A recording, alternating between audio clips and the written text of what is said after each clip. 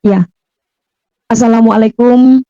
Shalom juga buat semua kekasih-kekasih Tuhan yang luar biasa. Ya, hari ini saya bersyukur kepada Tuhan.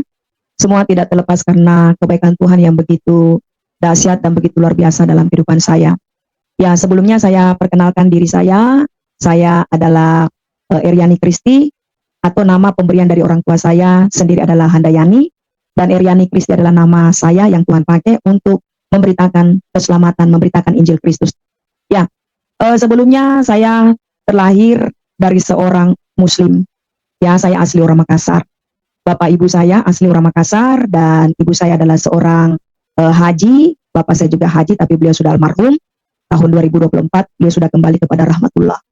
Ya, semua tidak terlepas karena kasih Tuhan yang luar biasa, yang begitu baik di dalam kehidupan saya. Ya, eh, saya terlahir dari keluarga yang tidak mengenal Yesus Kristus. Ya, saya terlahir dari keluarga yang paham dan taat di dalam agama Muslim, ya.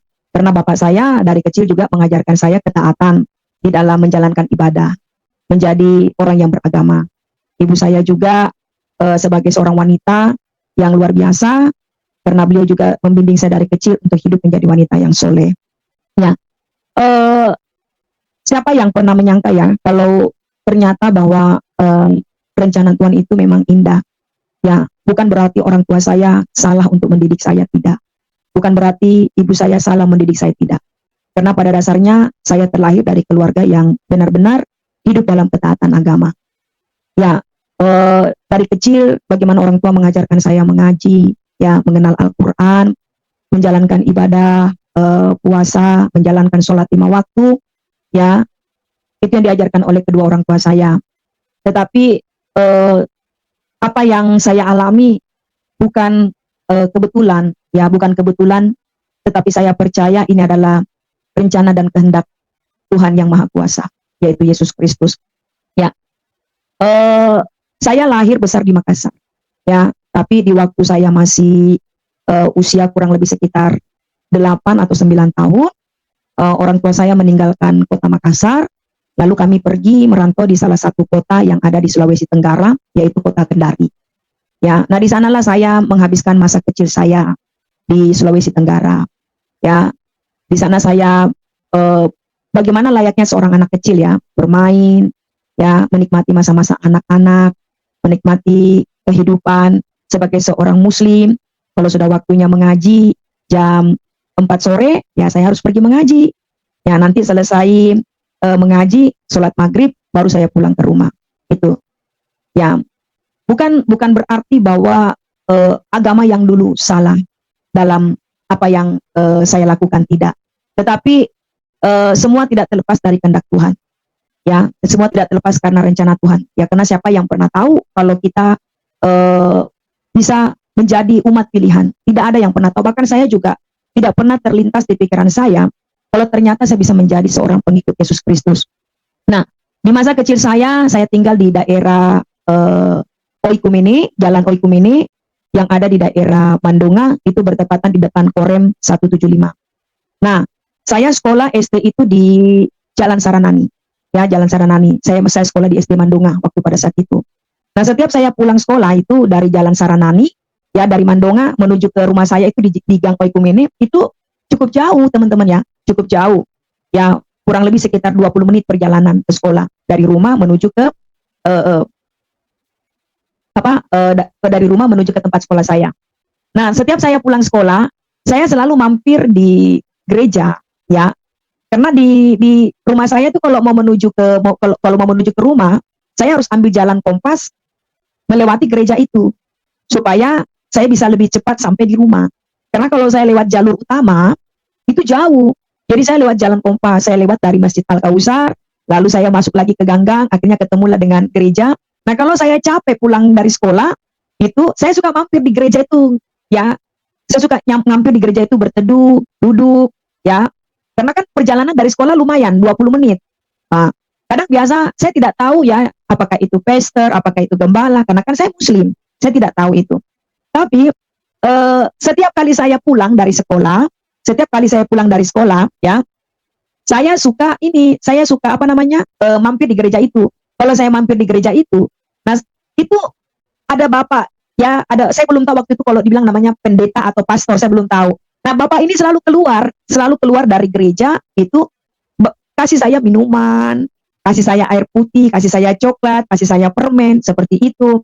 Nah, saya dengan teman-teman saya yang lain, ya bukan cuma saya sendiri, jadi teman yang satu arah dengan saya, kalau pulang dia selalu kita selalu mampir, dikasihlah kita permen, kasih coklat, kasih minuman Fanta gitu kan. Nah, waktu di zaman itu kan, ya minuman-minuman kayak seperti Fanta itu hanya dimiliki orang-orang yang berkelas, orang-orang yang punya duit, ya. Nah, contoh kayak seperti saya ini dulu yang hidup dengan latar belakang yang sederhana, ya. Jarang sekali kita minum seperti itu, saudara kekasih ya. Ini juga sebenarnya lucu juga ya. Karena saya sendiri di masa kecil itu, saya bisa kenal minuman-minuman seperti itu Fanta ya dari gereja tersebut seperti itu ya. Jadi saya setiap kali saya pulang sekolah, saya bilang sama teman-teman saya, nanti kalau kita pulang sekolah kita mampir yuk ke gereja. Itu bapak-bapak itu suka kasih kita Fanta, suka kasih kita permen, suka kasih kita coklat. Jadi saya senang mampir. Jadi setiap pulang sekolah saya mampir di gereja itu. Bapak itu pasti sudah menyediakan semuanya. Nah, saya tidak tahu kalau inilah yang menjadi kehendak Tuhan ya, saya tidak tahu. Nah, seketika itu saudara kekasih ya, kehidupan saya seperti biasa, saya jalani seperti biasa, sebagaimana layaknya seorang anak remaja, sebagai seorang wanita muslimah, seperti itu saya melakukan sholat, saya melakukan ibadah saya, ya, karena itu yang diajarkan orang tua saya, ya, karena orang tua saya itu mengajarkan bagaimana kita itu menjadi orang yang taat dalam agama, yang pertama. Kedua, ya, kalau wanita muslim itu harus paham dan mengenal Al-Quran. Dari kapan? Dari kecil. Jadi saya itu di usia 6 tahun, 7 tahun itu sudah diajarkan dengan yang namanya paham agama, hidup saleh dengan membaca Al-Quran atau rutin mengaji setiap hari, setiap waktu. Bahkan menjalankan sholat juga iya. Nah, seperti itu. Tapi, saya sedikit juga rasa kecewa dengan orang tua saya, ya. Beliau sudah almarhum, tapi ini bagian dari kisah hidup saya. Saya bukan menjelekkan orang tua, tapi inilah kesaksian dan pengalaman hidup saya. Ya, saya kecewa dengan bapak saya di masa kecil saya. Ya, jadi bapak saya itu mengajarkan saya bagaimana saya harus menjadi wanita yang soleh, menjadi wanita yang beragama, wanita yang taat kepada Al-Quran. Itu semua saya lakukan. Tapi saya lihat dari kehidupan bapak saya, ternyata tidak demikian. Seperti itu. Ternyata tidak demikian. Jadi saya adalah anak dari istri kedua dari bapak saya. Bapak saya itu namanya Abdul Hamid Stobirin. Bapak saya namanya Abdul Hamid, sebentar beliau sudah almarhum, saudara kekasih ya. Nah, bapak saya itu memiliki istri 3, ya. Tapi yang saya tahu waktu di masa kecil saya itu bapak saya cuma punya istri 2, yaitu istri pertama dan ibu saya istri kedua. Seperti itu. Nah, seperti biasa di masa-masa kecil saya, ya. Saya terus aktif di dalam pengajian, aktif di dalam majelis masjid, ya, bukan majelis masjid, istilahnya remaja masjid, ya. Saya aktif di remaja masjid, ya. Jadi kalau misalnya jam 4 sore saya sudah pergi di musola, saya sudah mengaji. Jadi nanti saya pulang itu kalau sudah maghrib, karena itu yang diajarkan sama bapak ibu saya. Nah, setelah saya tahu kalau ternyata bapak saya punya istri lagi, punya istri ketiga, tanpa sepengetahuan saya, tanpa sepengetahuan ibu saya, disitulah saya ada rasa kecewa kepada bapak saya. Saya ada rasa benci kepada bapak saya gitu, karena siapa sih yang nggak sakit hati kalau orang tua kita disakiti, apalagi ibu saya. Karena ibu saya itu adalah orang yang paling sabar, pertama. Kedua, ibu saya itu orang yang selalu mengajarkan saya, mengajarkan saya ibadah, mengajarkan saya bagaimana saya harus menjadi wanita yang soleh, ya, wanita yang mengenal agama, mengerti Al-Quran, seperti itu. Nah, satu ketika saat menjelang Natal, saya tidak tahu kalau hari itu adalah puncak kemarahan bapak saya. Saya tidak tahu kalau hari itu adalah puncak kemarahan bapak saya. Jadi waktu itu bapak saya sedang menjalankan sholat maghrib, ya, sedang menjalankan ibadahnya sholat maghrib. Nah, selesai dia sholat maghrib, ya, saya ada di kamar. Kebetulan kamar saya kan bersebelahan dengan kamar bapak saya. Jadi bapak saya sholat di sebelah kamar, saya di sini. Gitu. Nah, sementara bapak saya lagi sholat, ya, saya menyanyikan lagu Natal. Ya. Saya bilang, selamat hari Natal, selamat hari Natal, selamat hari Natal dan tahun baru. Terus saya menyanyikan lagi Malam Kudus karena bertepatan malam itu malam malam Natal. Jadi besoknya Natal, bapak saya maghrib sholat, saya menyanyi Malam Kudus di kamar saya, di kamar saya. Nah, saya tidak tahu kalau ternyata waktu pada saat saya menyanyikan itu mengganggu ibadah bapak saya, mengganggu ibadah bapak saya. Akhirnya mungkin bapak saya tidak merasa nyaman waktu pada saat saya menyanyikan Malam Kudus. Ya saya ngerti apa teman-teman ya, saya kan masih usia 11 tahun kalau nggak salah itu 11 apa 12 tahun. Ya saya nggak ngerti apa-apa ya masa-masa itu masa-masa kecil, masa-masa remaja, masa-masa sedang-sedang aktif-aktifnya pengen taunya ini itu gitu kan.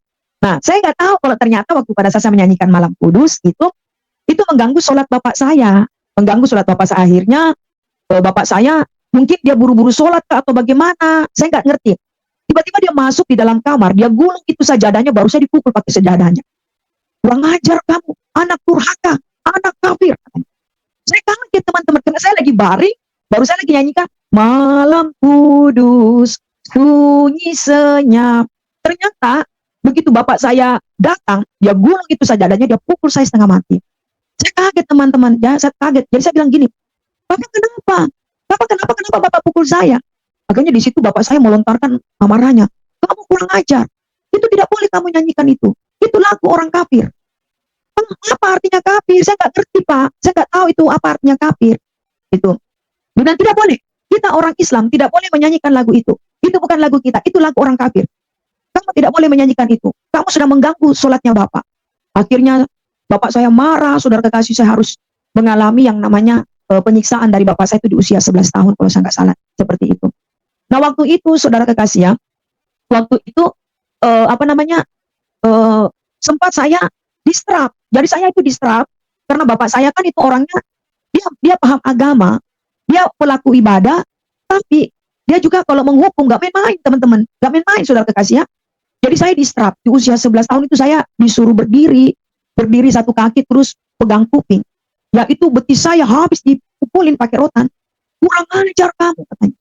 Kamu dapat lagu itu dari mana? Tidak ada yang ngajar saya bilang. Tidak ada Pak, tidak ada. Itu saya cuma menyanyikan lagu ini, apa yang salah Pak? Gitu. Akhirnya ibu saya marah. Saya juga sempat kecewa dengan ibu saya karena saya tidak salah apa-apa. Saya hanya menyanyikan lagu Selamat Natal. Saya dipukul dengan bapak saya dihukum dengan bapak saya. Ibu saya juga tidak bela saya. Seharusnya kan ibu saya bertanya kepada saya. Ibu saya bertanya, kenapa, ada apa? Tapi ibu saya malah diam. Malah ibu saya bilang begini, makanya kamu itu jangan sembarang nyanyiin lagu begitu. Itu bukan lagu orang Islam, itu lagu orang Kristen. Kamu tidak boleh nyanyikan itu lagu orang kafir. Ya saya umur di 11 tahun mana ngerti artinya kafir, saya nggak tahu. Akhirnya saya ada rasa kecewa dengan orang tua saya ada rasa kecewa dengan bapak saya. Nah ditambah lagi, setelah saya tahu kalau bapak saya ternyata memiliki istri lagi. Jadi bapak saya punya istri 3, tapi istri yang ketiga ini nggak diketahui oleh ibu saya, nggak diketahui oleh saya. Akhirnya setelah itu pun juga saya tahu kalau bapak saya itu punya istri baru lagi, kalau bapak saya itu punya anak lagi dari istrinya yang ketiga, itu bukan dari siapa-siapa, dari tetangga yang pernah melihat bapak saya ada di satu tempat, seperti itu. Ya memang sih dalam latar ekonomi ya keluarga saya tidak kaya, ya tapi cukup ya, saya bilang cukup karena waktu pada saat itu kalau saya tidak salah tahun 91 atau tahun 90 kalau saya tidak salah ya, bapak saya itu bekerja di salah satu perusahaan yang cukup ternama yang ada di daerah Makassar, saudara kekasih, karena bapak saya adalah seorang kontraktor, kebetulan dia adalah kepala teknisi alat berat, ya kepala teknisi alat berat yang bergerak di bidang alat berat seperti beko, ya seperti eskavator. Nah bapak saya itu kepala teknisinya. Nah kebetulan bapak saya juga itu adalah orang yang paham dan mengerti alat tersebut. Jadi setiap ada kerusakan alat-alat berat, bapak saya pasti dipanggil untuk membetulkan alat-alat berat itu di tahun 90. Nah waktu pada saat itu mungkin teknisi alat-alat itu masih kurang. Nah bapak saya adalah salah satu kepala teknisi alat berat. Nah ya otomatis lah saudara bapak ibu tahu kan kalau orang yang kerja seperti itu, apalagi dia yang selalu dicari dengan perusahaan-perusahaan besar untuk menjadi mekanik sebagai alat berat tersebut, otomatis uangnya banyak, ya hidup berlimpah seperti itu. Nah, memang bapak saya itu suka keluar daerah, ya. Jadi di mana ada proyek, yang menggunakan alat-alat berat seperti eskavator, seperti doser, ya. Bapak saya selalu dikirim di situ untuk menjadi sebagai kepala mekanik seperti alat-alat tersebut, gitu kan. Nah, karena seringnya bapak saya keluar daerah, jadi saya sebagai anak ibu saya, ya kita pikir ya semuanya aman-aman saja, saudara kekasih ya. Nah, satu ketika ya bapak saya izin bilang dia akan berangkat ke satu daerah yang namanya Ranome itu, yang ada di Sulawesi Tenggara. Itu dia karena zaman dulu itu tahun-tahun 90-an saudara kekasih ya. Di Kendari itu tempatnya masih jarang penduduk, ya. Bahkan kalau yang sekarang jadi kabupaten, dulu itu desa terkecil seperti itu. Nah, jadi bapak saya itu selalu aja keluar daerah, keluar daerah. Dan satu ketika saya lagi belanja di warung, tiba-tiba pemilik warung ini bilang, "Bapakmu ada di mana?"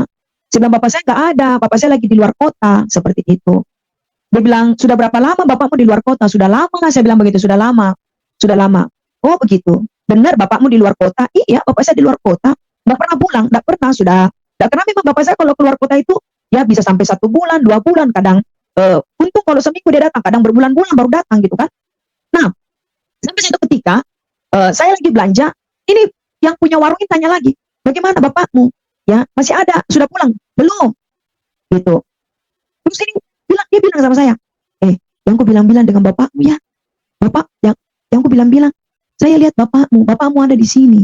Dia boncengan, dia bawa anak kecil. Ada perempuan juga dia bonceng, siapa itu? Saya tidak tahu, bapakku tuh pergi di luar kota. Gitu. Dia bilang, "Iya, coba aku tanya mama." Nah, saya tanya mama, jadi saya pulang dari warung, saya tanya saya punya ibu, "Mak, katanya bapak ada di sini, ada yang lihat, Mak. Dia bonceng anak-anak, terus ada juga perempuan dia bonceng." Nah, akhirnya mama saya bilang, tidak mungkin, kan bapak lagi di luar kota.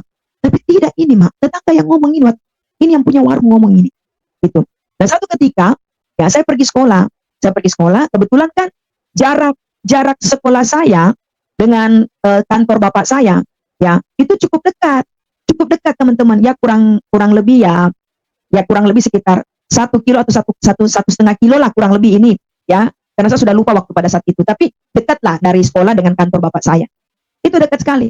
Jadi mama saya kasih saya tugas, ya, mama saya kasih saya tugas begini, "Nah, kalau kamu pulang sekolah, coba kau mampir di tempat kerjanya bapakmu, ya, kamu nggak usah cari bapakmu, tanya saja sama security atau satpam, bilang, 'Bapak, ada Pak Hamid.' Kalau dia bilang ada, ya sudah kamu pulang." Gitu. "Oh begitu Mak?" "Iya." Ya mana saya ngerti, kan saya usia waktu itu masih 12-13 tahun saudara kekasih ya, nggak ngerti apa-apa. Nah, jadi waktu pada saat saya ikutilah perintah mamaku, saya ikutilah perintahnya mamaku, saya pulang sekolah, saya mampir di tempat kerjanya saya punya bapak. Nah, saya tanya sama satpam, "Pak, saya mau tanya Pak, ada Pak Hamid?" Karena bapak saya kan namanya Abdul Hamid Sobirin. "Ada Pak Hamid." Dia bilang, "Oh, adik apanya?" Dia bilang, "Saya anaknya." "Oh, ada di dalam, Pak Hamid lagi kerja, lagi bongkar alat berat," gitu kan. "Kenapa mau dipanggilkan bapaknya?" Saya bilang, "Enggak usah, saya cuma mau lihat saya punya bapak." Saya pulang, saya ngadu sama saya punya mama. Ternyata waktu saya ngadu sama saya punya mama saya emosi, marah. Dia bilang, "Berarti ini bapakmu bohong. Bapakmu ini sedang berbuat jahat sama kita, dia bohongi mama." Ya, enggak nyangka bapak seperti itu. Gitu. Nah, akhirnya saya bilang, saya disuruh lagi pergi di warung, coba aku pergi tanya di warung ini. Saya disuruh belanja sama saya punya mama, saya tanya lagi sama yang punya warung. Kita lihat saya punya bapak di mana. Nah, yang punya warung ini ngomong, "Bapakmu tinggal di sini, rumahnya ini, ada istrinya namanya ini, ada anaknya lahir." Ya, ini kebetulan waktu itu anaknya saya punya bapak itu sudah tiga, berarti kan sudah lama ini pernikahannya bapak saya dengan istri ketiga, cuma tidak bilang-bilang. Gitu. Nah, saya kasih tahu saya punya mama, saya pulang, "Mak, bapak itu tinggal di sini, Mak.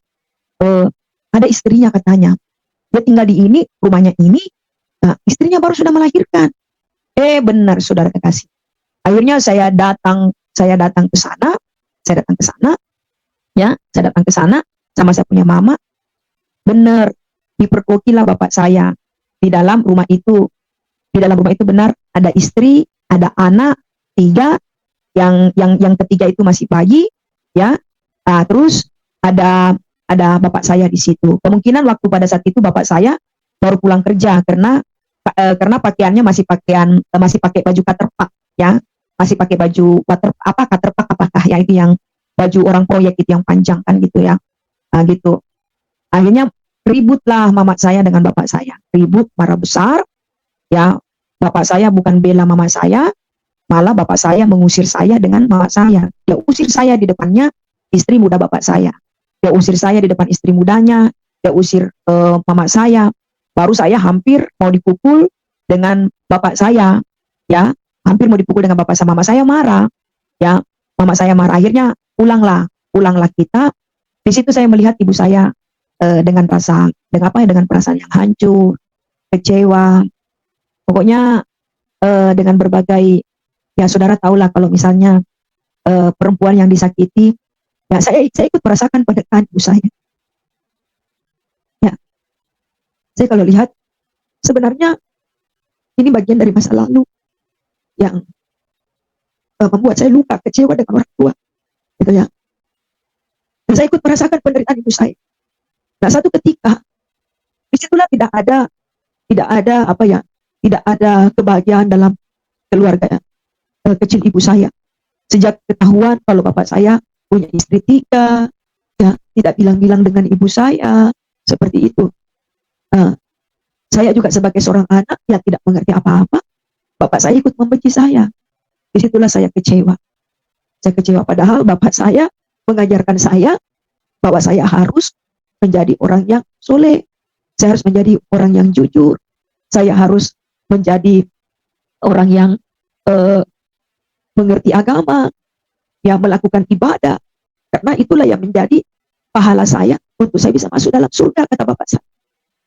Tapi setelah saya lihat itu, disitulah dimulai awal dari penderitaan saya bersama keluarga, karena bapak saya meninggalkan saya, meninggalkan masa kecil saya, ya, dan tidak bertanggung jawab terhadap saya dan ibu saya. Jadi artinya saya 4 bersaudara itu benar-benar ditelantarkan dengan bapak saya. Akhirnya saya kecewa dengan bapak saya. Saya kecewa sejak hari itu bapak tidak lagi membiayai kehidupan kami. Ya, yang tadinya saya cukup, ya, cukup untuk apapun, cukup untuk makan pun cukup. Bahkan saya ingat saudara kasih di usia 11 tahun waktu pada saat itu bapak saya sudah punya mobil hardtop. Ya, bapak saya sudah ada punya mobil hardtop. Ya, kami rasakan itu namanya mobil hardtop, saudara kasih. Ternyata waktu pada saat bapak saya ketahuan dia punya istri ketiga, ya bukannya malah dia mengaku salah, malah dia meninggalkan kita, ya, malah dia malah dia melantarkan saya. Padahal kan dia sebagai imam, dia yang selalu memimpin sholat, dia yang selalu memimpin ibadah, ya. Agama saya yang dulu, saya tidak pernah menyalahkan agama saya yang dulu, tidak pernah menyalahkan agama saya dulu, ya, karena saya juga pernah memuliakan Nabi Muhammad SAW. Saya juga pernah menyembah Allah Subhanahu Wa Taala. Saya tidak pernah menyalahkan agama saya itu. Tapi saya melihat bagaimana kehidupan, keadaan orang tua saya yang tidak bisa menjadi tauladan buat saya sebagai seorang anak. Ya. Nah, disitulah saya merasakan yang namanya penderitaan di masa kecil. Penderitaan di masa kecil, akhirnya ibu saya untuk menghidupi saya dengan 4 orang anaknya, itu ibu saya harus bekerja sebagai seorang pembantu rumah tangga. Ya. Jadi kalau pagi ibu saya bekerja sebagai ART di rumah orang, pulang sore, saya pulang sekolah, saya di rumah nemenin adik-adik saya. Seperti itu. Nah, dengan adanya seperti ini, saya ada rasa kecewa. Seperti itu, rasa kecewa. Kok katanya harus rajin sholat, tapi dia sendiri ibadahnya seperti itu, tidak membiayai saya, melantarkan saya. Itu lama, saudara kasih. Dari usia saya 13 tahun, itu saya nanti ketemu lagi kembali dengan bapak saya setelah saya sudah berumah tangga. Setelah saya berumah tangga. Nah, saya melihat bagaimana sisi penderitaan ibu saya. Saya melihat bagaimana sisi kehidupan sisi kehidupan ibu saya yang benar-benar ditinggalkan dengan suami yang tidak bertanggung jawab. Jadi bapak saya tuh hanya menghidupi anaknya dari istri pertama dan istri ketiga. Jadi saya dari istri kedua, 4 orang bersaudara perempuan semua, justru kami yang diterlantarkan. Saya yang diterlantarkan dari masa kecil saya. Jadi ibu saya yang banting tulang. Bapak saya hilang, ya, dia tidak menafkahi, tidak memberikan, eh, tidak menyekolahkan saya. Tapi ibu saya yang benar-benar berjuang untuk mendidik saya, untuk menyekolahkan saya sampai saya benar-benar eh, selesai. Dan lalu setelah itu saya melihat, saya kecewa, saya kecewa, ya. Ditambah dengan keadaan yang sangat menyedihkan sekali, ya, saudara kasih. Nah, disitulah, ya, satu ketika saya gimana ya, bertemulah dengan seorang suami, ya, yang sekarang menjadi pasangan hidup saya. Ya, saya cuma satu kali bersuami, ya. Saya punya anak, ya, dan luar biasanya lagi, sebelum saya uh, menjalani kehidupan saya dengan suami saya, ya, saya sempat berdoa sama Allah Subhanahu Wa Taala. Saya bilang begini, ya Allah, tunjukkanlah saya jalan yang lurus. Saya ingat dulu, saudara kasih, kalau saya sholat kan, saya selalu membaca surat Al-Fatihah. Di sholat rakaat yang pertama, baik rakaat yang kedua, rakaat yang ketiga, rakaat yang keempat, baik dalam sholat Isya, sholat subuh, sholat maghrib, sholat asar, sholat zuhur, saya selalu membaca surat Al-Fatihah. Ya, saya selalu berdoa, saya bilang, Bismillahirrahmanirrahim, Alhamdulillahirabbil alamin, Ar-Rahmanirrahim, Maliki yaumiddin, iyyaka na'budu wa iyyaka nasta'in, ihdinas siratal mustaqim. Saya selalu berdoa itu, ya. Nah, saya bilang di dalam doa saya itu, saya bilang, Tuhan, ya Allah, berikanlah kami jalan yang lurus, ya, lepaskanlah kami dari penderitaan hidup. Saya kasihan dengan mama saya, ya Allah, saya bilang, mama saya itu menderita karena ulah bapak saya, ya. Tapi seperti rasanya saya itu apa ya, tidak ada, tertutup gitu, tertutup, tidak ada yang apa ya, tidak ada yang seperti itu, kayaknya jauh sekali, ya, jauh sekali saya rasa, ya. Bahkan apa yang saya doakan itu tidak menjawab, ya. Nah, sampai satu ketika saya bilang begini, sebenarnya saya capek dengan hidup begini, ya Allah, ya. Saya kasihan dengan mama saya, ya Allah, bapak saya itu tidak bertanggung jawab, tolong mama saya, seperti itu. Saya tidak mau mama saya menderita, saya tidak mau mama saya mati pulang dari pagi sampai sore hanya untuk menghidupi saya, sedangkan bapak saya di sana orang yang berkecukupan, ya, orang yang berkelimpahan, seperti itu. Akhirnya saya, ya, saya bilang sama bapak saya, Pak, bapak itu tidak bertanggung jawab, ya. Dia suruh saya menjadi anak yang soleh, dia suruh saya menjadi anak yang menjadi pelaku ibadah, dia suruh saya anak yang rajin beribadah, tapi bapak sendiri pembohong. Bapak larang saya menjadi orang pembohong, bapak suruh saya menjadi orang yang jujur, tapi bapak sendiri pembohong. Bapak itu pembohong. Kenapa bapak sholat kalau bapak itu pembohong?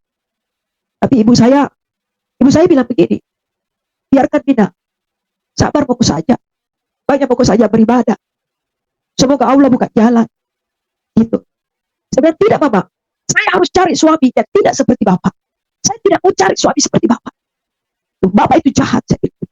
Bapak terlantarkan kita, bapak capek-capek mati pula, capek-capek menghidupi saya, sedangkan bapak pergi dari semuanya itu. Akhirnya di tahun 2000, ya, di tahun 2000, sebelum tahun 2000, ya, sebelum tahun 2000, saya ketemulah dengan seorang laki-laki yang asli orang Makassar, ya. Saya ketemu dengan laki-laki yang orang asli orang Makassar. Nah, waktu saya ketemu dengan dia benar-benar mau memilih saya untuk menjadi pasangan hidupnya, ya. Dia mau memilih saya untuk menjadi pasangan hidupnya, walaupun memang latar belakang suami saya bukan terlahir sebagai seorang orang yang takut Tuhan, orang yang hidup dalam ketaatan, tapi karena dia itu peduli gitu loh, peduli dengan saya punya kehidupan, peduli dengan saya punya ibu, seperti itu, ya. Nah, akhirnya saya menikah sama dia. Ternyata waktu saya menikah dengan dia, saya tidak direstui dengan keluarganya karena saya hidup miskin, ya, saya hidup miskin. Sedangkan dia dari keluarga yang tidak kaya tapi berpendidikan. Dia keluarga tidak kaya tapi berpendidikan. Mereka keluarga yang cukup dihormati di kampung itu. Jadi orang-orang di kampung itu mereka lihat itu keluarga suami saya keluarga terpandang seperti itu. Nah, waktu saya menikah dengan suami saya, ya mereka tidak merestui. Mengapa? Karena pertama, saya dari latar belakang keluarga yang tidak mampu hidup dengan kemiskinan seperti itu. Bukan karena miskin, karena bapak saya tidak tanggung jawab meninggalkan saya dari masa kecil saya demi perempuan yang ketiga gitu loh. Sedangkan anak-anaknya dari istri pertama, dari istri kedua semuanya dibiayai. Dari istri pertama, istri ketiga semuanya dibiayai. Cuman saya nggak dibiayai, mama saya. Karena itu bapak saya sakit hati, dia ke Perbok. Kita datengin rumah istrinya, ternyata dia ada di sana. Jadi ketahuan bohongnya gitu loh. Ketahuan bohongnya, bilanglah dia keluar kota, dia ke proyek. Dibilanglah dia ada proyek baru, ternyata dia pergi ke istri mudanya. Seperti itu. Padahal dia mengajarkan kepada saya harus rajin sholat, harus jadi wanita jujur, harus menjalankan ibadah. Ternyata dia sendiri pembohong. Dia sendiri tidak jujur dengan istri, dengan anak-anaknya. Malah waktu ketahuan bilang dia itu punya istri lagi, saya datang saya kan cuma menemani mama saya. Saya kan cuma menemani mama saya. Saya mana ngerti apa-apa. Di usia seperti itu ya saya sedang polos-polosnya ngomong. Ternyata itu dengan adanya yang terjadi itu bapak saya itu dendam sama saya. Karena dia menganggap pemicu dari semuanya ini sampai dia ketahuan itu dari saya. Ya memang karena kan tetangga yang pemilik warung itu sampaikan sama saya. Jadi saya di usia seperti itu harus ngomong dong dengan mama saya. Karena saya sayang dengan mama saya. Nah saya itu ketika ya saya ketemulah dengan ini suami. Akhirnya saya menikah saya tidak direstui dengan keluarganya. Karena keluarganya itu orang yang terpandang, orang yang terhormat. Karena dia orang yang berpendidikan. Ya, karena keluarga suami saya itu ipar saya yang pertama seorang angkatan, yang kedua bekerja di bank BCA, yang ketiga suami saya sendiri bekerja di salah satu perusahaan yang cukup ternama yang ada di Makassar. Yang keempat ipar saya kerja di pertambangan minyak di Kalimantan. Pokoknya orang yang hebat lah. Kalau saya bilang ya, menurut saya bilang. Karena tetangga-tetangga juga di dekat keluarga suami saya itu, mereka cukup menghargai mereka, gitu. Mereka cukup menghargai keluarga suami saya. Nah ternyata saya pikir bahwa apa yang saya lakukan itu semuanya adalah apa yang saya pikir lakukan semuanya itu adalah baik gitu loh, baik menurut saya. Tapi ternyata bagi mereka itu saya ini tidak baik. Keluarga suami saya itu saya ini tidak baik. Saya ini bukan orang yang baik. Karena apa? Miskin, gitu, ya, miskin. Terus nggak jelas bapaknya di mana, seperti itu. Karena waktu saya menikah dengan keluarga suami saya, ya, tidak ada bapak sebagai wali, Yang menjadi wali itu cuma ibu saya dan kakek saya. Bapak dari ibu saya itu yang menjadi wali dalam pernikahan saya. Bapak saya tidak jadi di situ, dan saya dipandang rendah. Ya, jadi itulah yang membuat saya juga kecewa dalam kehidupan keluarga suami saya. Nah, ditambah lagi dengan suami saya, ya, katanya dia keluarga yang percaya kepada Yesus. Ternyata dia hidupnya juga tidak sesuai dengan firman Tuhan. Tidak sesuai, tidak bisa membimbing saya sebagai seorang istri, sebagai seorang imam. Justru suami saya, ya, berlaku jahat sama saya. Akhirnya di situ saya kecewa. Saya kecewa dengan bapak saya kecewa dengan ibu saya, ya, karena yang memutuskan untuk percaya kepada Yesus itu adalah saya sendiri, ya, melalui perjumpaan saya pribadi bersama Yesus. Jadi waktu pada saat tahun 2000 saya berjumpa pribadi bersama Kristus. Waktu itu saya memiliki begitu banyak kekecewaan dalam hidup saya, ya, terutama yang buat saya kecewa itu adalah siapa? Bapak saya. Karena dia yang menjadi panutan saya. Dia yang selalu memimpin sholat, memimpin ibadah, ada sholat berjamaah di rumah kami. Bahkan dia waktu pada saat bulan Ramadan, ya, dia yang selalu bawa saya untuk pergi sama-sama, ya, ayo sama-sama dengan bapak kita semua pergi pergi sholat taraweh. Kita pergi sholat taraweh, kita sama-sama dengan bapak. Tapi kok ternyata seperti itu bapak saya.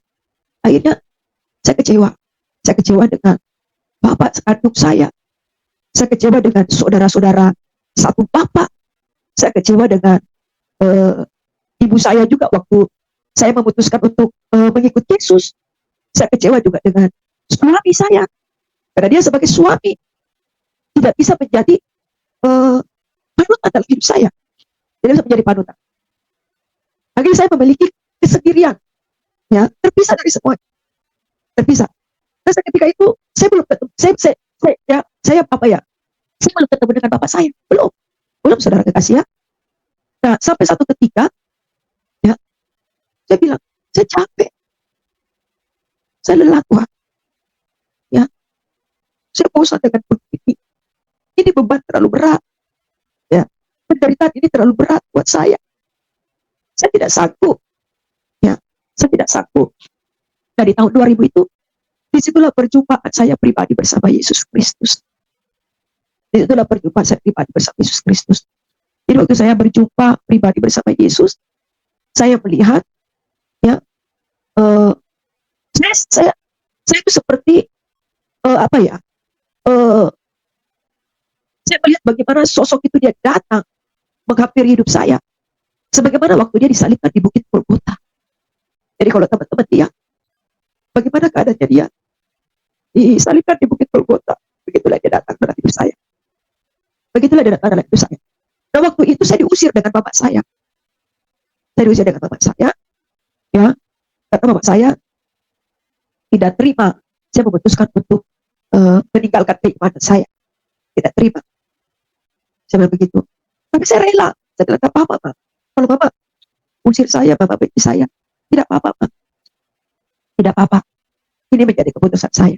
Dan waktu saya lihat Yesus datang, ya, dalam keadaan waktu dia di Bukit Golgota, itu saya di situ sebenarnya sedang mengalami penderitaan yang sangat, apa ya, yang sangat secara manusia itu kayaknya, aduh, saya tidak sanggup lagi Tuhan. Saya tidak sanggup lagi dengan seperti ini. Nah, saya lihat Yesus datang. Waktu dia datang, tapi waktu dia datang itu luar biasanya, ya saudara kekasih, dia tidak memberikan roh ketakutan sama saya. Tidak ada rasa takut. Saya cuma bengong begini, siapa ini? Saya cuma bilang dalam hati saya, siapa dia datang? Siapa ini? Itu. Saya bengong. Kenapa saudara kekasih ya? Begitu dia berdiri di depan saya tuh tersungkur, langsung tersungkur di kakinya. Ya, saya ini tangan kanan saya. Ya, saya langsung pegang itu kaki yang berlubang paku. Saya lihat itu kakinya lubang paku. Saya lihat saudara kekasih. Itu saya pegang itu kakinya lubang paku. Saya bilang, Tuhan, Tuhan ampuni saya. Ampuni dosa saya. Ampuni dosa kedua orang tua saya. Ampuni dosa suami saya. Ampuni dosa orang yang membenci saya. Seperti itu. Nah, waktu pada saat saya tersungkur itu, ini saya lihat tangan, saya menengok ke atas begini, saya lihat dia, ya, itu matanya, mata yang memandang saya itu mata yang penuh kasih. Itu mata yang memandang saya itu mata yang penuh cinta. Ya, saya merasakan bahwa, ya, kok ada sesuatu gitu yang selama ini saya tidak dapatkan, kok ada sama dia gitu. Kok ada sama dia. Itu saya melihat bahwa, ya Tuhan, waktu saya tersungkur di kakinya, sebab Tuhan ampuni saya, ampuni dosa saya, ampuni dosa suami saya, ampuni dosa orang tua saya, keluarga suami saya, ampuni dosa orang yang menghina saya, Tuhan. Itu saya lihat tangan yang berlubang paku. Waktu saya menengok ke atas, saya lihat itu matanya. Kalau mau diungkapkan, saudara kasih, sulit kalau saya mencari tahu, sulit sekali, karena apa ya? Ini sesuatu yang membuat saya ada yang berbeda, gitu loh. Ada yang berbeda dan ada yang selama ini, ya, yang selama ini yang saya rasakan itu dalam penderitaan, dalam kesusahan, ya, dalam kepahitan, kecewa dengan orang tua. Saat saya bertemu dengan Yesus itu seperti saya merasakan bahwa dia begitu mencintai saya, bahwa dia itu begitu sayang sama saya. Nah, saya lihat tangan dia berlubang paku, tangan itu, waktu saya menengok ke atas, tangan itu menjamah saya, kepala saya 3 kali. Sampai hari ini tuh saya masih rasakan, saudara. Dia kasih begini saya 3 kali. Dia bilang begini, aku mengasihi, anakku, aku mengasihimu. Aku mengampuni orang tuamu. Aku mengampuni anakku. Dan aku mengampuni suamimu. Dan orang yang membenci. Ketika itu, teman-teman, saya merasakan bahwa cinta itu luar biasa. Cinta itu saya rasakan bahwa ada hal yang berbeda dalam diri saya. Saya rasakan jamahannya, saya rasakan pandangannya, saya rasakan ucapannya sampai hari ini itu saya rasakan. Ya, seketika itu saudara kekasih, saya bilang, Tuhan, selamatkan saya. Dia bilang, anakku, aku menyelamatkan. Aku mengampuni dosa. Saya Tuhan. Seketika itu saudara kekasih, saya bilang, Tuhan, ya, saya bilang, Tuhan, saya tidak pernah menyangka kalau saya bisa ketemu dengan Engkau. Nah, sampai satu ketika, ya, perjumpaan pribadi ini membuat saya ingin cari tahu siapa dia. Ya, perjumpaan ini membuat saya ingin cari tahu siapa itu dia yang saya jumpai, karena saya tidak pernah kenal dia. Saya tidak pernah tahu dia. Siapa itu yang saya jumpai? Jadi saya coba cerita perjumpaan saya ini kepada siapapun yang saya temui. Ya, siapapun yang saya temui, saya coba cerita. Saya bilang, saya sudah ketemu Yesus. Saya sudah ketemu Yesus. Saya sudah ketemu Yesus. Tapi saya dianggap orang gila, saudara kasih. Bagaimana mungkin katanya kau ketemu dengan Yesus? Kita ini tidak mengenal Yesus. Gitu. Kita tidak tahu itu siapa itu Yesus. Yesus itu Tuhannya orang Kristen. Karena orang Makassar kan begitu, teman ya. Yesus itu Tuhannya orang Kristen. Kita tidak kenal Yesus. Saya bilang, kau itu orang gila, topongorok kau. Saya bilang, tidak, saya sudah ketemu Yesus. Saya sudah ketemu Yesus. Dia bilang, tidak, kau topongorok. Jadi saya dibilang, ya saudara kasih, orang gila. Jadi siapapun saya ketemui, saya dibilang, mereka itu tidak percaya dengan kesaksian saya. Dan satu ketika, ya, saya pergilah di dalam satu gereja. Saya tidak tahu, karena saya belum pernah ke gereja, kan. Ya, saya pergilah ke dalam satu gereja. Nah, waktu di dalam gereja itu, saya duduk paling belakang. Ya, setelah saya pulang dari gereja, saya bilang sampai itu pendeta, saya datang di sini, saya mau cari Yesus. Siapa dia itu yang saya temui? Siapa itu dia? Saya ingin kenal dia, saya bilang.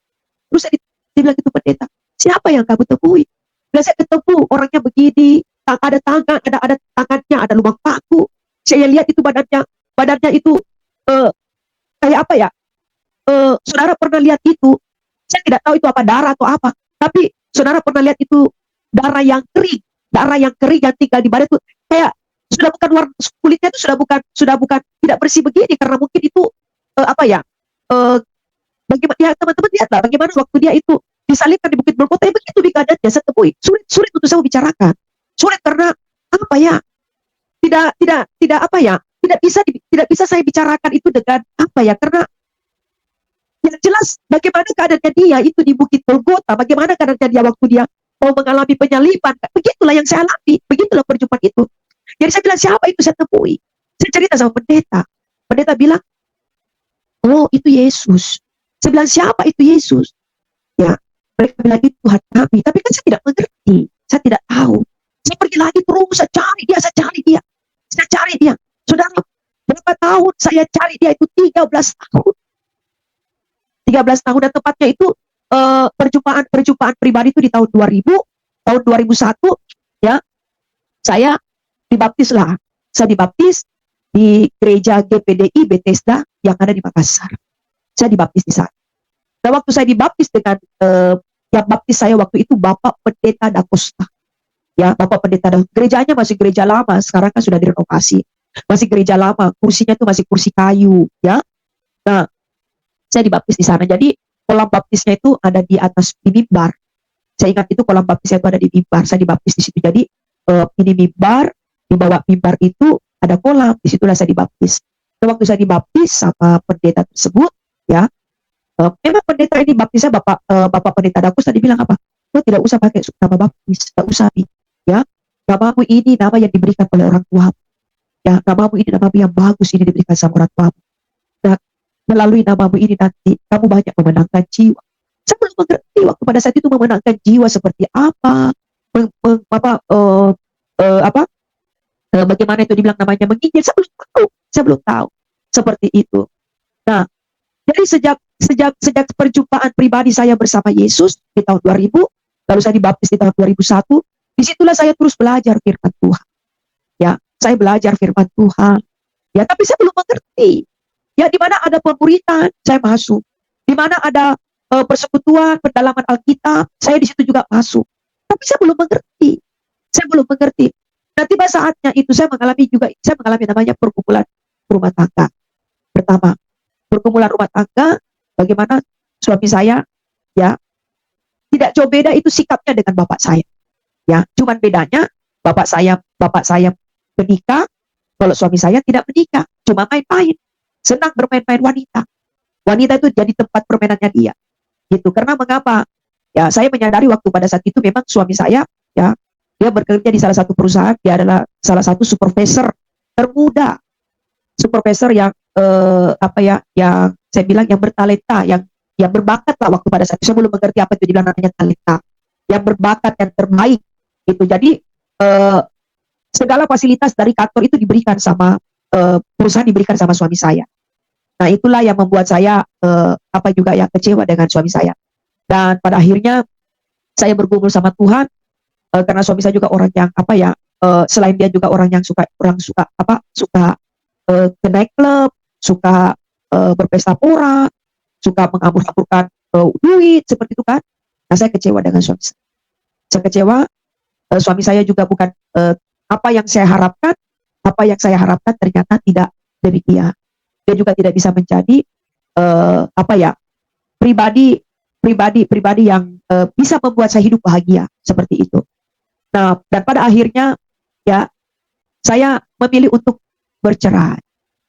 Saya memilih untuk bercerai karena saya sudah tidak kuat dengan perlakuan suami saya tidak kuat dengan sikap suami saya menggugat dia perceraian, saya menggugat dia di Pengadilan Tinggi Makassar.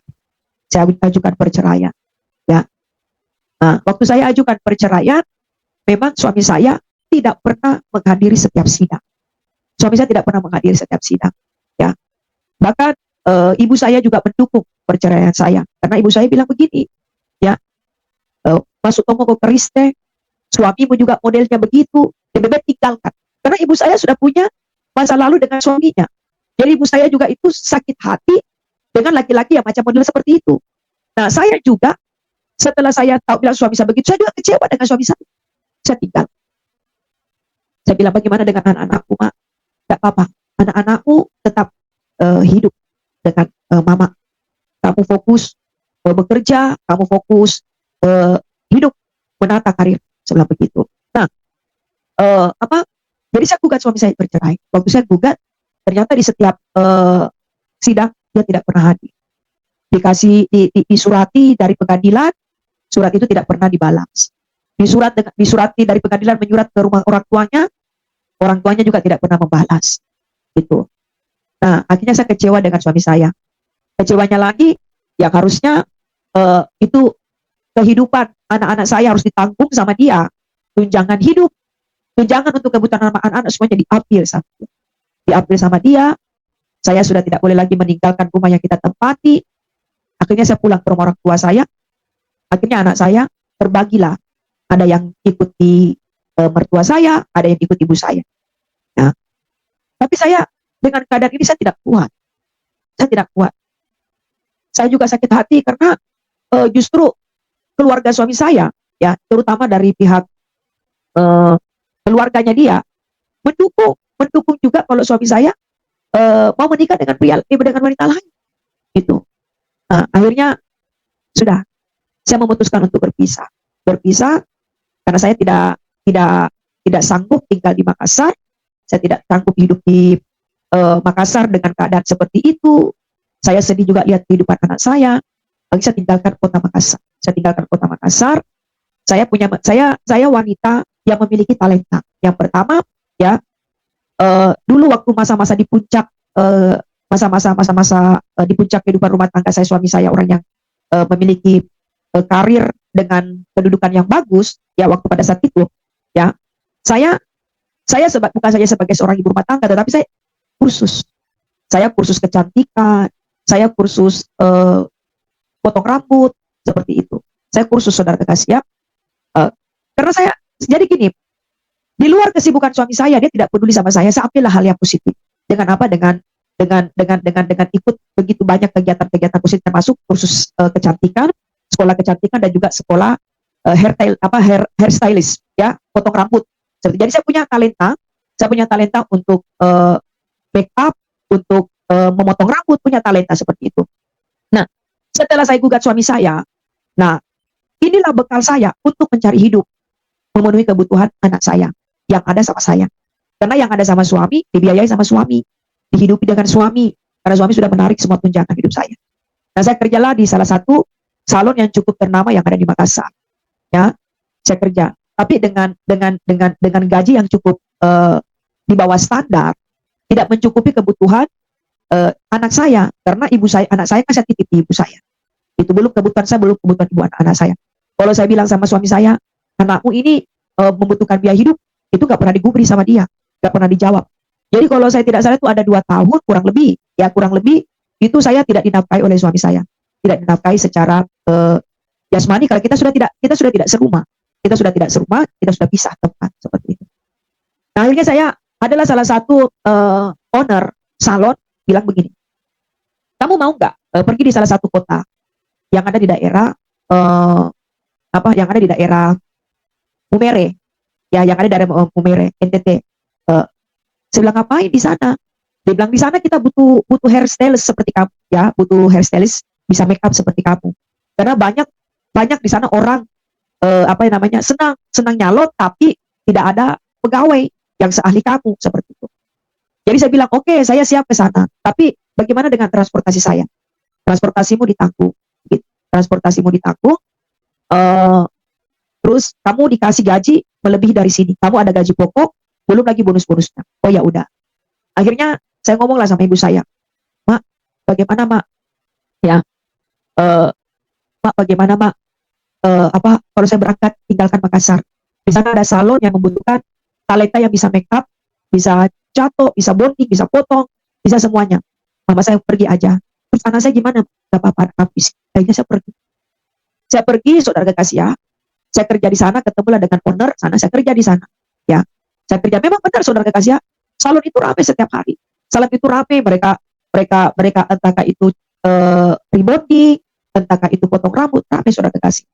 Nah, kebetulan ada owner ya, yang sering sekali masuk ke dalam salon itu. Ya, saya nggak tahu ini owner dari mana. Owner dalam perusahaan apa saya tidak mau, tapi pemilik salon bilang itu pelanggan tetap. Jadi kamu harus servis dia baik-baik. Oh ya, oke. Jadi dia nggak mau pakai tenaga lain. Dia maunya saya. Jadi kalau untuk nyatok rambutnya dia, untuk hair dryer rambutnya dia, harus saya. Tidak mau yang lain karena dia cocok dengan saya. Seperti itu. Ya sudah. Akhirnya, ya, satu ketika dia sudah kenal baik dengan saya ini, pelanggan tetap ini sudah kenal baik sama saya karena dia nggak mau sama orang lain. Dia ajaklah saya. Dia bilang begini, kamu mau gak kerja tambahan? Dia tanya dulu, berapa gajimu di sini? Saya bilang, gaji saya di sini sekian. Ada bonus? Ya, bonus ada tapi gak banyak. Titip dapat setiap hari dari pelanggan-pelanggan salon gitu. Yang potong, yang rebonding, itu selalu ada. Gitu. Makan saya ditanggung dengan owner gitu. Tempat tinggal juga ditanggung sama owner. Gitu. Cukup gak buat kebutuhan kamu? Saya bilang, kalau untuk kebutuhan saya pribadi cukup, tapi kalau untuk kebutuhan saya dan anak saya di Makassar jelas minus. Saya bilang begitu. Akhirnya dia bilang begini, kamu mau gak kerja di tempat saya? Saya bilang, kerja apa? Gitu kan. Dia bilang, saya adalah owner salah satu klub yang ada di daerah tersebut. Saya tidak usah sebutkan ya. Terus saya bilang, oh begitu, jadi apa? Saya bilang, jadi apa? Dia tanya, usia kamu berapa? Waktu itu usia saya 27 masuk 28 tahun. Usia 27. Ya, saya bilang gitu. Saya 27 dan 28 tahun. Dia bilang, oh masih muda ya? Iya. Begitu. Kamu mau kerja di tempat saya? Tapi kerjanya gampang kok. Dia bilang, dia tanya dulu, tutup salon jam berapa? Saya bilang, tutup salon jam 9 malam. Karena kita kan dibagi shift. Buka jam 8 pagi, ya, sip-sipan seperti itu. Dia bilang, oh ya gitu ya, iya. Ya udah, kalau kamu mau bisa kok, karena tempat kerja saya klubnya dia kan juga bukanya jam 9 malam. Seperti itu. Jadi saya tanya dulu, jadi apa di sana? Jadi apa?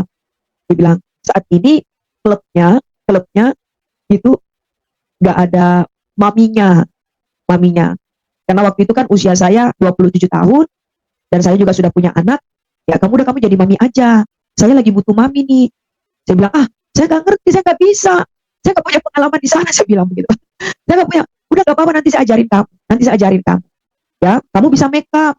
Ya, karena saya itu memang orangnya dari dulu, dari zaman saya gadis, ya, dari zaman gadis sampai sekarang hobi rambut panjang. Memang saya suka rambut panjang. Senang sekali saya rambut panjang. Nah, dia bilang rambutku panjang. Kamu bisa lah. Ayo. Saya bilang begitu. Sebentar dulu, gajinya berapa? Aja dia hitung. Saya kasih kamu gaji pokok sekian. Saya kasih gaji pokok kamu sekian. Terus kamu yang ada namanya bonus sekian. Oke. Akhirnya saya ngomong lah sama owner pemilik salon. Ya, pemilik salon bilang begini, bisa, kalau kamu mau kerja aja bisa. Soalnya dia juga di sini, saya juga nggak bisa larang. Soalnya dia itu pelanggan tetap di sini, pelanggan tetap di sini. Kalau memang kamu mau, silakan. Tapi bagaimana? Kamu bisa nggak? Katanya jam 3 pagi udah pulang, jam 2 paling lama. Ya udah terserah. Tapi memang nggak pernah lewat dari jam 3 pagi, jam jam 2 itu setengah 3 naik klubnya udah tutup seperti itu. Jadi saya kerjalah di sana. Saya kerja di sana. Memang waktu pertama saya masuk sepi, sepi sekali. Sepi sekali itu klub, ya tidak ada pengunjung, ya bahkan eh, apa ladies-ladies yang sudah disiapkan dengan nightclub itu kadang mereka tidak ada tidak ada tamu gitu kan, tidak ada tamu, sepi, sepi sekali, sepi karena memang dia dikenal nightclub yang cukup sepi. Beda dengan nightclub yang lain gitu rame, dia memang sepi. Padahal dari mohon maaf ya, saya hanya menceritakan kisah kesaksian saya di masa lalu. Padahal kalau dilihat dari tempat cukup strategis, cukup bagus, cukup cukup tidak mewah tapi bagus ya seperti itu. Tapi sepi. Nah, setelah saya bekerja di sana 1 bulan, ya gemparlah nightclub itu, gemparlah nightclub itu. Kalau mami dari klub ini, uh, ya dulu kan masih muda, dulu masih umur 27 tahun, belum ada mengkerut, body masih bagus, belum gemuk begini ya. Jadi mereka bilang, nih ada mami di sana yang cantik orangnya gitu ya. Menurut mereka ya, saya tidak memuji dia, tapi menurut mereka cantik orangnya, uh, orangnya begini katanya gitu. Akhirnya dari mulut ke mulut, nightclub itu rame, saudara kekasih, rame. Dan pada akhirnya nightclub itu para tamu-tamu yang masuk itu, tamu-tamu yang masuk, mereka lebih senang ngobrol sama saya, mereka lebih senang saya temani mereka dibanding ladies mereka, dibanding ladies, para ladies yang sudah saya siapkan. Gitu, yang sudah mereka tak mau. Jadi rame lah. Yang seharusnya nightclub ini dalam 1 hari itu, dalam 1 malam itu pemasukan cuma sekian puluh juta. Setelah saya bekerja di sana, saya masuk 1 bulan di sana, nightclub ini bisa pemasukan itu bisa ratusan juta dalam 1 minggu, ya ratusan juta sampai dalam 1 minggu. Karena tamu-tamu itu bilang, kami lebih suka maminya daripada daripada ladiesnya. Jadi kadang biasa eh, jam 2 jam 9 malam itu nightclub buka, ya tamu-tamu itu sudah buka nota untuk saya. Tamu-tamu itu sudah buka nota untuk saya, ya. Jadi jam bookingan yang harusnya diterima oleh ladies itu semuanya ke saya semua. Tapi saya juga tidak mau bekerja sendiri. Saya berusaha untuk menawarkan ini, ladies room ini, saudara kekasih. Saya berusaha untuk menawarkan. Jadi bagaimana pintar-pintarnya saya merayu tamu itu supaya ladies ini juga mereka dapat uang seperti itu.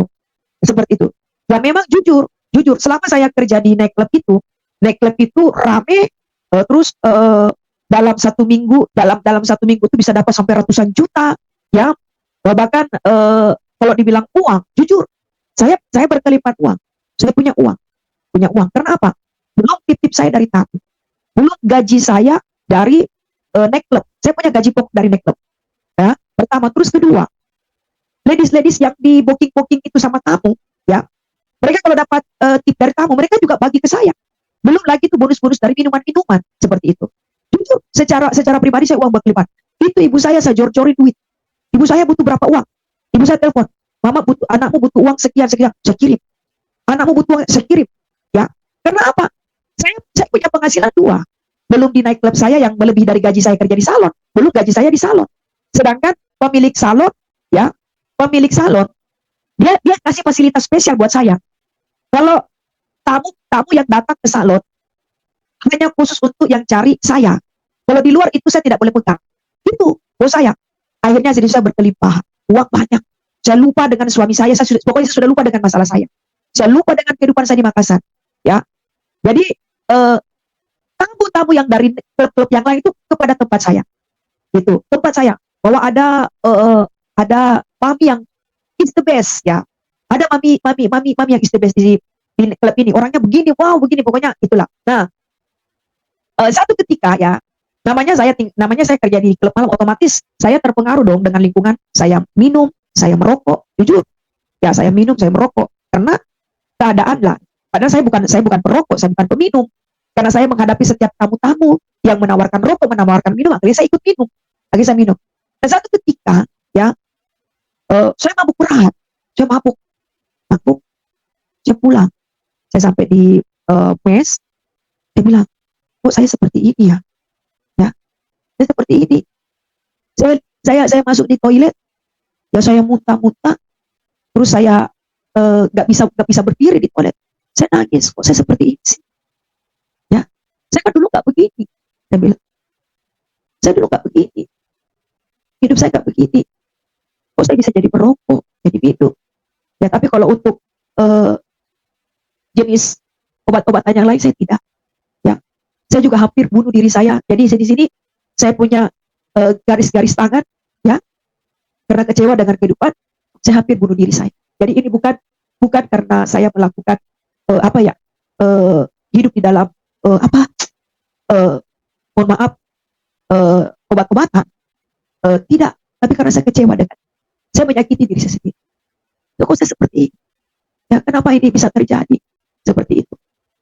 Ya, akhirnya saya tiba-tiba saya bisa berdiri dari kloset, dari mabuk saya masuk di kamar, saya tidur, saya telepon, zaman itu masih HP Sony Ericsson, saudara kasih ya. Zaman itu saya sudah pakai HP Sony Ericsson, ya. Nah, seketika itu saya sampai bilang, kok saya seperti ini? Saya menangis, saya bilang, kok saya begini? Ya, padahal saya sudah ketemu sama Yesus, kok saya begini? Ya, ketika dari hati kecil saya itu seperti ada suara yang bicara gitu.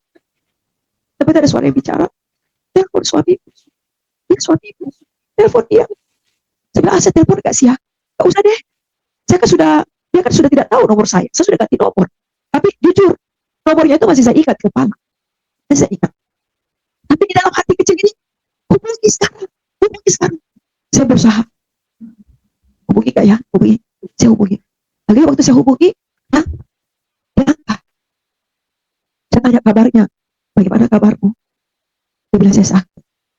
Ternyata suami saya sakit, saudara gak kasih ya, dia sudah tidak beberapa hari sudah tidak masuk proyek, dia sakit. Saya bilang, kamu sekarang tugas di mana? Dia bilang, dia sekarang tugas di Jakarta. Oh seperti itu, ya. Dia tanya saya, kamu di mana? Saya bilang, saya ada di satu tempat, ya, saya ada di daerah Bumere. Saya bilang, saya di sana. Dia tanya, kamu kerja di mana? Saya jujur saudara kasih, saya orangnya gak suka bohong, ya, karena saya membenci kebohongan. Awalnya saya benci kebohongan itu dari bapak saya mengajarkan kejujuran, tapi bapak saya pembohong, jadi saya jujur, saya kerja begini. Akhirnya suami saya marah besar. Saya bilang sama suami saya, kamu marah, saya tidak jadi masalah. Yang buat saya seperti ini kamu, saya bilang, yang buat saya seperti ini kamu, ya. Kalau memang kamu mau selesaikan, ayo hadapi pengadilan, saya bilang, kita bercerai. Tapi pada akhirnya suami saya bilang begini, tidak, saya tidak mau bercerai sama kamu. Terus, kamu mau apa? Saya bilang, kamu mau apa? Kamu tinggalkan itu tempat, kamu harus kembali sama saya. Semua tidak bisa. Saya sudah terikat kontrak kerja di sini. Kalau saya keluar sebelum selesai kontrak kerja saya bilang, saya harus bayar penalti. Dia bilang, kamu harus bayar berapa? Saya bilang, saya harus bayar 25 juta. Kalau saya belum menyelesaikan kontrak baru saya keluar. Suami saya bingung, 25 juta ngambil duit di mana? Padahal kan tunjangan hidup anak saya itu udah diambil dia sama semuanya. Harusnya dia punya duit dong. Ya, jadi saya bilang begini, oke, kalau kamu tidak punya duit berarti saya tidak pergi dari sini. Nah, satu ketika, ya, 1 minggu kemudian tiba-tiba ada salah satu, ya, dia oknum, ya, dia punya jabatan, dia punya pangkat, dia kenal saya dari orang, ya, dia telepon saya, dia dapat nomor saya dari orang, dia telepon saya, ini dengan Mbak Yani, ya, Mbak, saya buka nota ya buat Mbak. Saya bilang, oke, jam berapa? Jam sekian, sampai jam sekian, oke. Akhirnya mulailah berjalan. Jadi kan kalau kamu buka nota, uang itu sudah masuk, sudah berjalan, time saya itu sudah berjalan, ya. Sebenarnya ini bukan untuk saya, harusnya untuk ladies, tapi karena tamu lebih senang sama saya dibanding ladies, jadi saya juga bermain bagaimana juga ini para ladies room ini, mereka juga bisa mendapatkan uang, mereka juga bisa dapatkan buktikan dari para tamu yang mau minum apa. Akhirnya oke, saya pulang dari salon, saya masuk jam 11, ya, saya masuk dulu ke ladies room, saya lihat sudah berapa orang yang sudah ladies ini sudah berapa orang yang sudah terbukti. Oke. Akhirnya saya temuilah tamu yang sudah menunggu saya di VIP. Itu. Jadi waktu tamu yang sudah menunggu saya di VIP, mereka datang dengan beberapa pejabat, dengan beberapa aparat, ya, mereka datang. Akhirnya saya ketemu ngobrol sama dia. Ternyata dia kaget kalau saya orang Makassar. Dia kaget kalau saya orang Makassar. Dia juga orang Makassar. Dia tanya, kenapa kau bisa ada di sini? Akhirnya saya ngomong sama dia. Dia bilang, kamu punya anak? Punya. Kamu punya suami? Punya. Saya lagi problem dengan suami. Saya lagi mengajukan perceraian, tapi sampai hari ini digantung. Gitu. Akhirnya orang tersebut bilang begini, terus apa yang saya bisa bantu kamu? Saya bisa bantu kamu karena kita sama-sama dari Makassar. Kebetulan dia tugas di situ. Kebetulan dia juga cukup berpengaruh di daerah tersebut. Karena dia ada salah satu oknum yang punya jabatan, punya pangkat. Dia bilang, bawa saya keluar dari sini. Dia bilang, kapan kamu mau keluar? Saya bilang, saya masih terikat kontrak. Kalau saya keluar, karena kan waktu itu masih 6 bulan, masih 6 bulan berjalan. Kalau saya keluar, saya bisa kena penalti kalau belum menyelesaikan kontrak. Tapi kalau saya selesaikan kontrak, baru saya keluar bisa. Dia bilang, bisa. Saya kenal ownernya ini. Mereka tahu saya.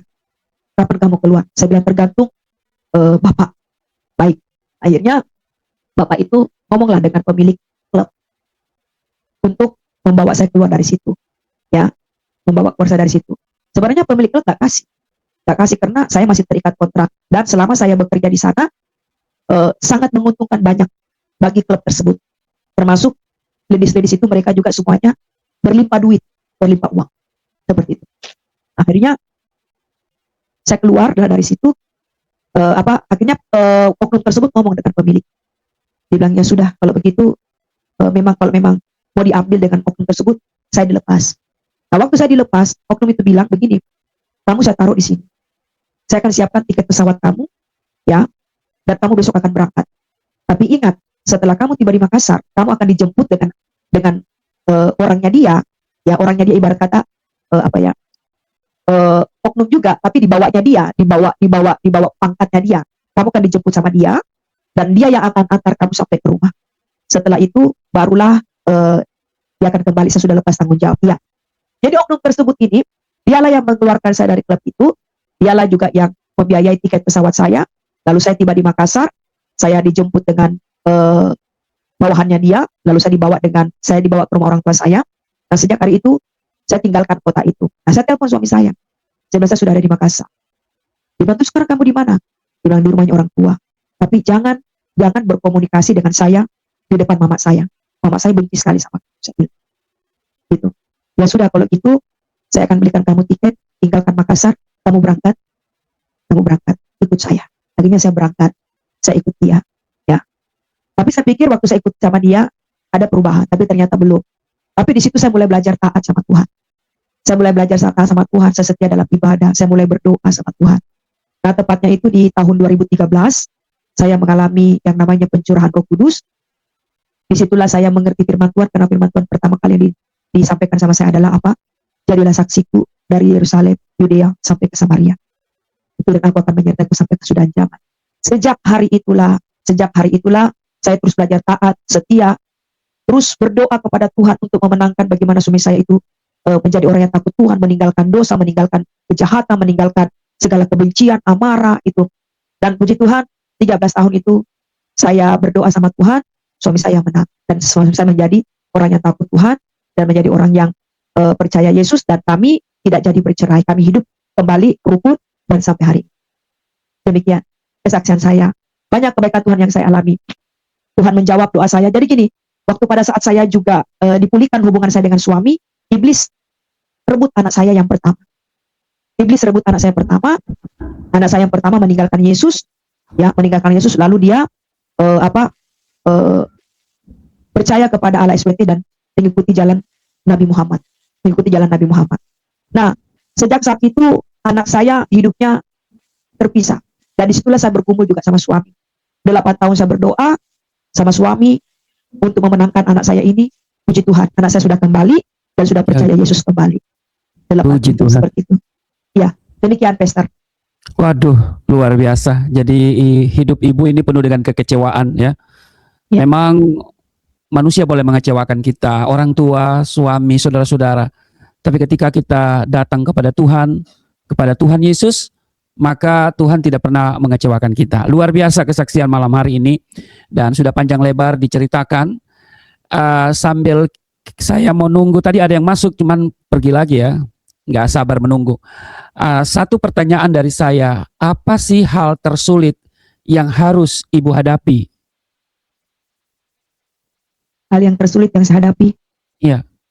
Ini di dalam sisi kehidupan atau apanya, Pastor? Ya, dalam perjalanan ini, dalam proses ya, sudah jadi Kristen, sudah ketemu orang Kristen, tapi masih diproses Tuhan. Apa ya hal yang tersulit yang dihadapi?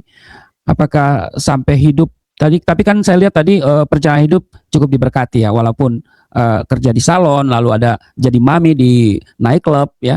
Tapi kira-kira ada apa sih yang tersulit yang Ibu pernah hadapi dalam hidup ini? Ya, yang paling tersulit dalam hidup saya, yang pertama adalah saya kecewa dengan bapak saya. Disitulah awal penderitaan. Awal penderitaan dalam hidup saya. Jadi punya kepahitan ya, tapi saya kira udah diberesin ya. Tapi sudah diberesin ya? Sudah selesai semua. Sudah. Oh, puji Tuhan. Jadi Itu. ya kepahitan dengan sosok bapak ya. Karena kalau kita kepahitan dengan sosok bapak, ya bisa saja kita jauh dari kasih bapak ya. Betul, memang saya tidak rasakan kasih bapak itu.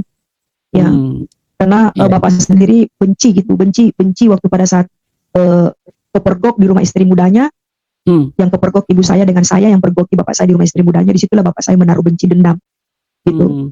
Padahal kan waktu pada saat itu di usia saya, di usia 12-13 tahun itu gak ngerti apa-apa kan, gak ngerti apa-apa. Nah disitulah hal yang paling saya, karena begini Pastor ya,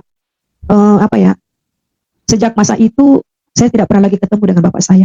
Bahkan kemarin waktu dia meninggal di tahun 2024, ya saya dengar kabarnya, karena bapak saya bilang waktu dia dengar saya Kristen, haram katanya jasadnya kalau saya menyentuh dia. Tapi memang benar, itu nggak diizinkan sama Tuhan. Karena waktu di tahun 2024 bulan 11, begitu saya dengar kabarnya dia sudah meninggal, ya saya juga mau pulang tidak bisa karena posisi jauh, pertama. Kedua, kabarnya kan mendadak. Kalau orang Islam kan meninggal tidak bisa dikuburkan lewat dari 5 waktu. Ya, sebelum 5 waktu itu paling lama 3 waktu sudah harus dikuburkan, karena kan tidak disuntik formalin kan, seperti itu. Betul. Iya. Betul. Iya. Itu yang paling sulit kekecewaan sama bapak. Bapak kandung sendiri. Ya. Jadi memang betul-betul sampai bapak meninggal, Ibu tidak bisa melayat ke sana ya? Tidak bisa. Tidak bisa karena udah orang Kristen kodong, udah Kristen kodong. Iya. Iya benar Pastor, benar. Jadi Kristen tapi kodong, Ibu hari ini masih hidup? Bapak saya masih hidup, tapi saya juga rindu saya percaya Yesus. Dia sudah umur 60 tahun Pastor. Kemarin dia bilang, Mama mau ikut kamu ke tempat kamu tinggal.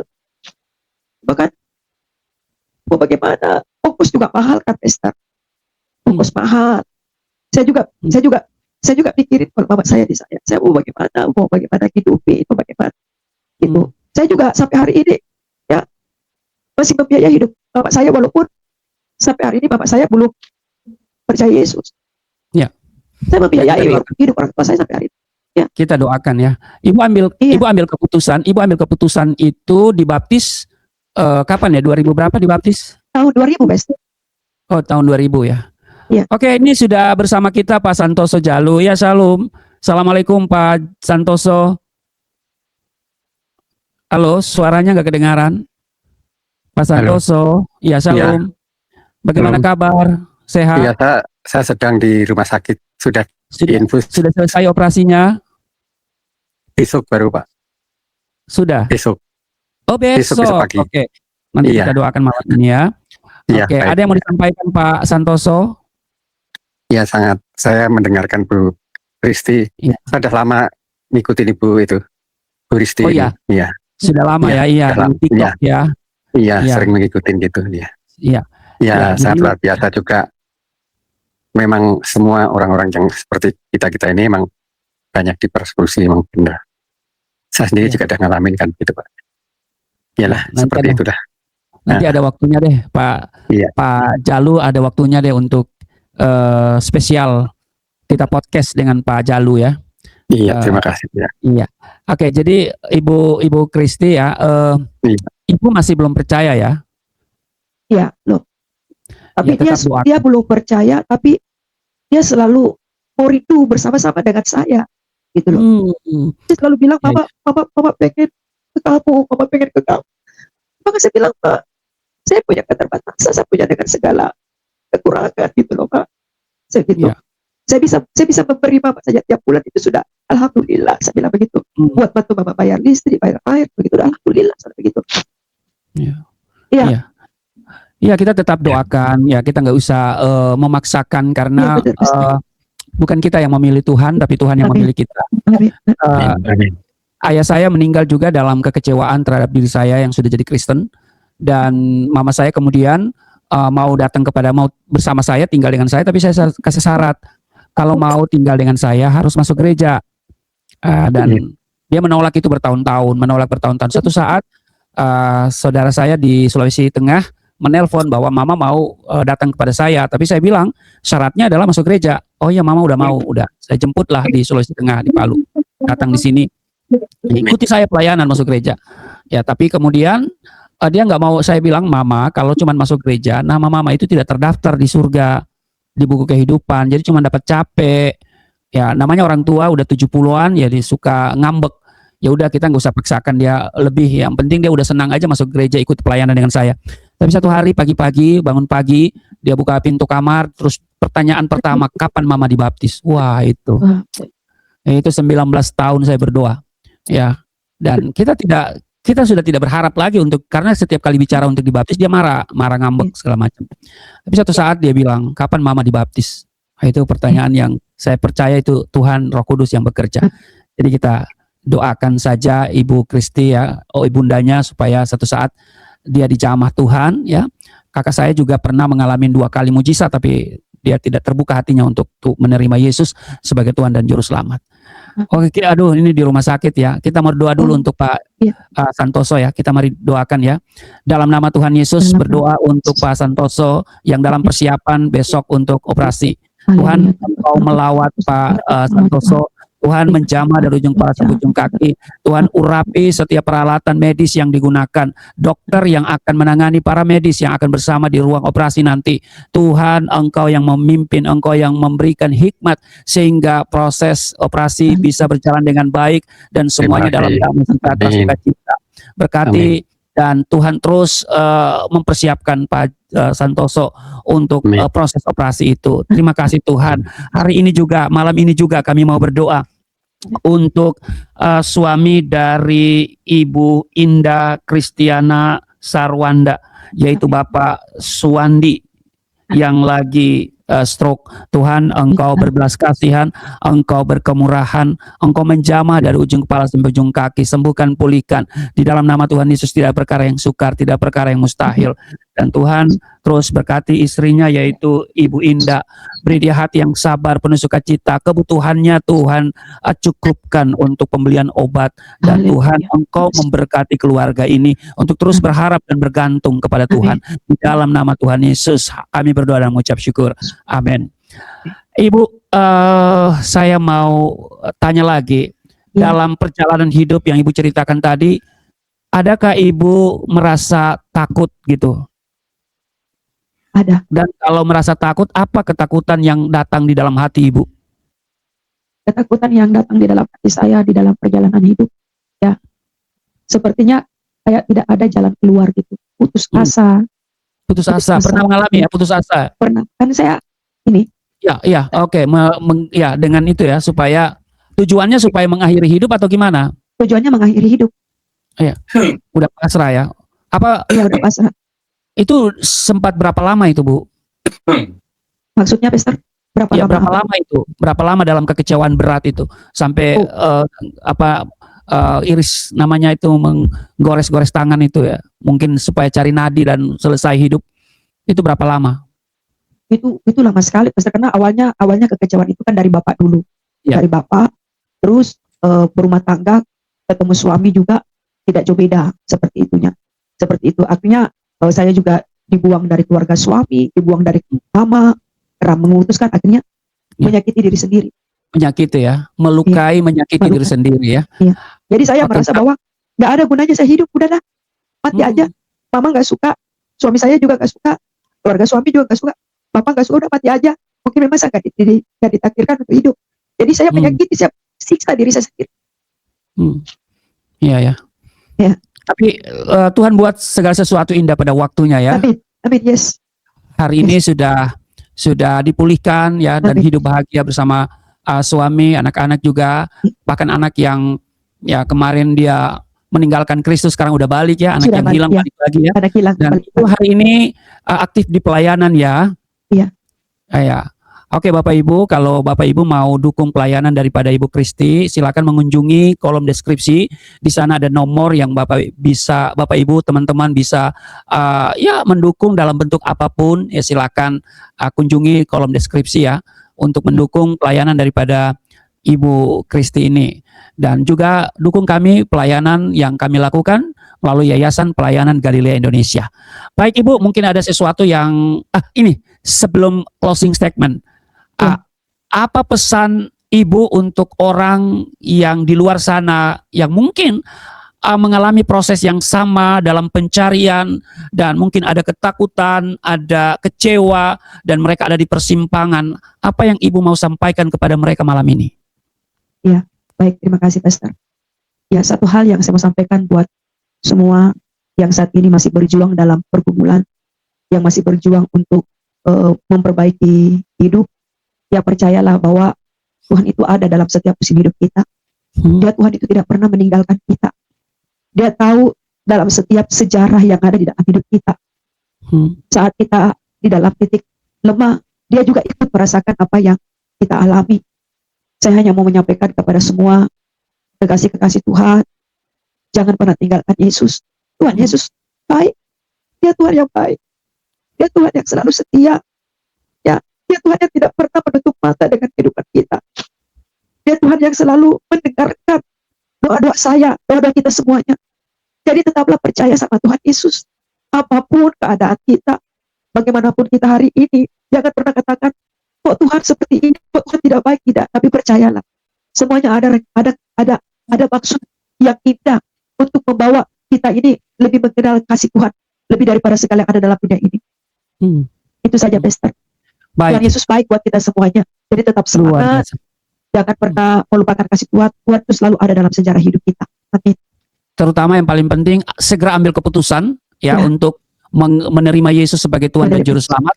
Amin. Sebab di luar Yesus Kristus tidak ada jaminan kepastian keselamatan hidup kekal. Betul. Harapan selamat di luar Yesus mungkin ada.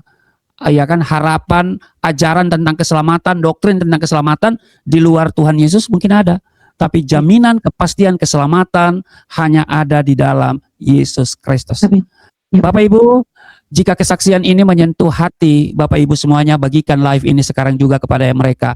Barangkali dan tidak menutup kemungkinan live malam ini bisa menguatkan mereka yang ada dalam situasi yang dalam pencarian atau dalam proses, bahkan dalam persimpangan untuk mengambil keputusan menerima Yesus sebagai Tuhan dan Juru Selamat. Terima kasih Ibu Kristi sudah bersama dengan kami Galilea Network malam hari ini, dan saya percaya kesaksian Ibu malam ini sangat memberkati kita semua. Dan karena itu terima kasih. Saya tidak bisa memberikan sesuatu yang mungkin diukur secara materi, tapi saya terus berdoa untuk Ibu. Amin. Tuhan kasih buka tingkap langit, curahkan berkat bagi Ibu bersama keluarga. Oke, terima kasih. Mari kita berdoa. Terima kasih Tuhan, kembali kami datang di hadapan-Mu bersama narasumber yang telah memberikan kesaksian malam hari ini. Terus Engkau berkati, pelayanannya diberkati, rumah tangga dan anak-anaknya diberkati. Kami semua bergantung sepenuhnya kepada Tuhan, dan Tuhan yang bertanggung jawab atas seluruh kehidupan kami. Di dalam nama Tuhan Yesus kami berdoa dan mengucap syukur. Amin. Terima kasih Bu, terima kasih semua. Dan selalu beserta dengan kita. Sampai jumpa di live berikutnya. Shalom.